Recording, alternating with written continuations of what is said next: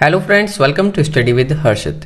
This is the part 14 of important question and answer series Data Analytics for Business Decision. Question number 14 है Define Data. Definition of data.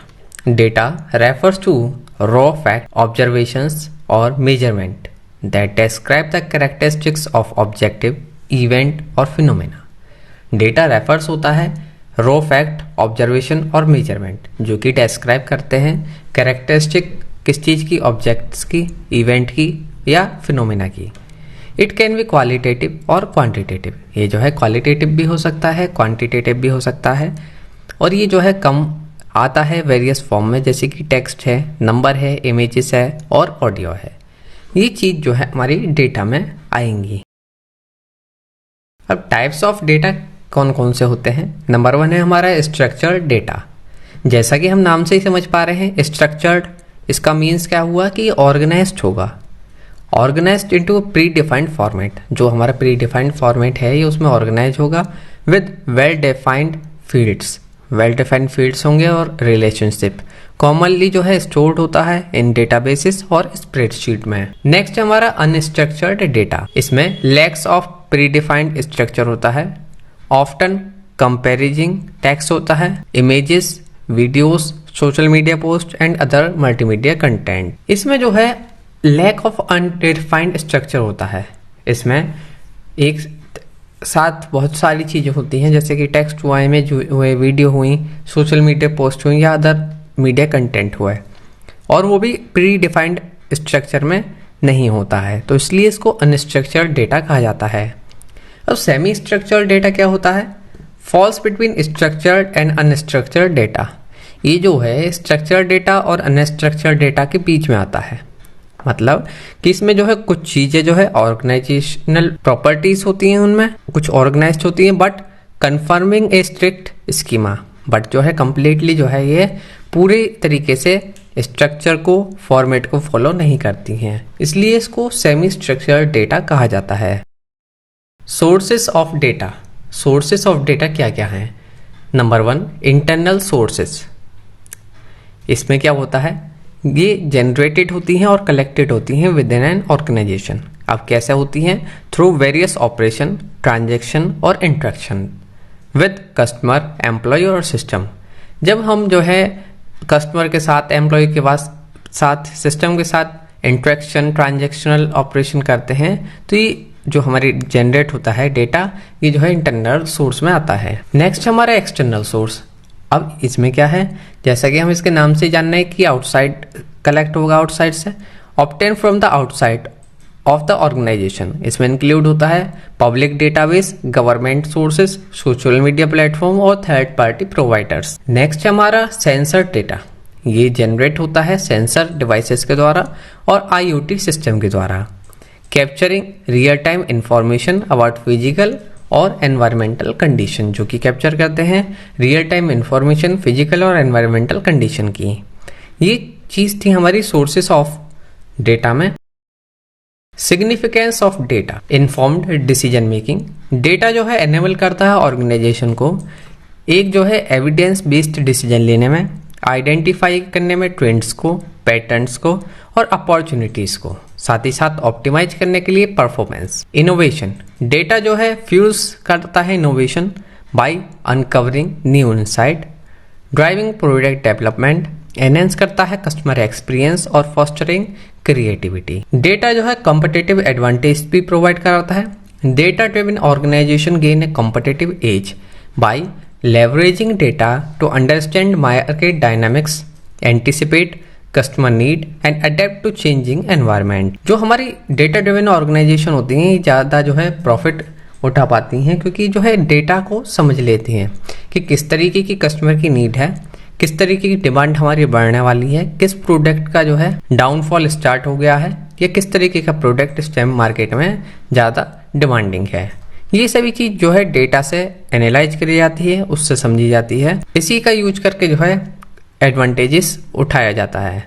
Challenges of data. क्या क्या challenges होते हैं data के? Data quality. ये सबसे बड़ा challenge है. इंश्योर करना कि डेटा की एक्यूरेसी, कंप्लीटनेस, कंसिस्टेंसी और रेलिवेंस जो है ये जो की चैलेंज है इन द डेटा मैनेजमेंट। अगर डेटा की आपकी क्वालिटी, एक्यूरेसी, कंप्लीटनेस, कंसिस्टेंसी सही नहीं है तो आपका जो एनालिसिस है उसको एनालाइज करना वो सब जो है आपका खराब हो जाएगा। इसलिए डेटा क्वालिटी सबसे बड़ा चैलेंज है।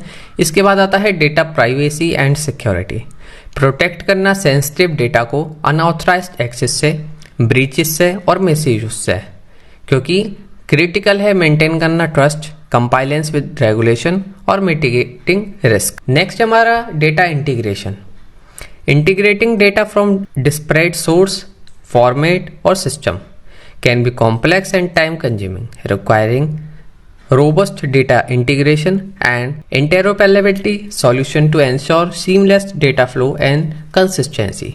डेटा की इंटीग्रिटी मेंटेन करना भी जो है बहुत बड़ा चैलेंज होता है, क्योंकि अलग अलग सोर्सेज से लिया जाता है, फॉर्मेट्स अलग अलग होते हैं। इस वजह से डेटा इंटीग्रेशन भी जो है बहुत चैलेंजिंग होता है। Data governance. डेटा गवर्नेंस क्या होता है? Data governance refers to the framework, policy और process and control that ensure data is managed, protect and utilized effectively and responsibly। जो डेटा है हमारा, डेटा गवर्नेंस रेफर्स होता है फ्रेमवर्क, पॉलिसी और प्रोसेस और कंट्रोल। ये इंश्योर करता है कि डेटा जो है मैनेज हो रहा है, प्रोटेक्टेड है और यूटिलाइज्ड हो रहा है इफेक्टिवली और रेस्पॉन्सिबली। ये एनकम्पासेस करता है data quality management, privacy and security measure, regulatory compliance और स्टेक होल्डर कोलैबोरेशन। किस लिए? मैक्सिमाइज करने के लिए value and trustworthiness of data assets. Data analysis. Data analysis होता क्या है? Data analysis is the process of inspecting, cleaning, transforming and modelling data. Data analysis में जो है ये प्रोसेस है इंस्पेक्ट करना, क्लीन करना, ट्रांसफॉर्म करना और मॉडलिंग करना डेटा। किस लिए? एक्सट्रैक्ट करने के लिए, यूजफुल इंफॉर्मेशन, इन्फॉर्म कंक्लूजन के लिए और सपोर्ट करने के लिए डिसीजन मेकिंग। इसमें इन्वॉल्व होता है वेरियस टेक्निक जैसे कि descriptive statistics, exploratory data analysis, hypothesis testing, regression analysis और मशीन लर्निंग। किस लिए? To drive insight from data. Data visualization. Data visualization होता क्या है? Data visualization is the presentation of data in visual format. Data visualization जो है presentation होती है डेटा की एक विजुअल फॉर्मेट में, जैसे कि चार्ट, ग्राफ, मैप और डैशबोर्ड। किस लिए? एनहेंस करने के लिए अंडरस्टैंडिंग, कम्युनिकेशन और इंटरप्रिटेशन ऑफ डेटा।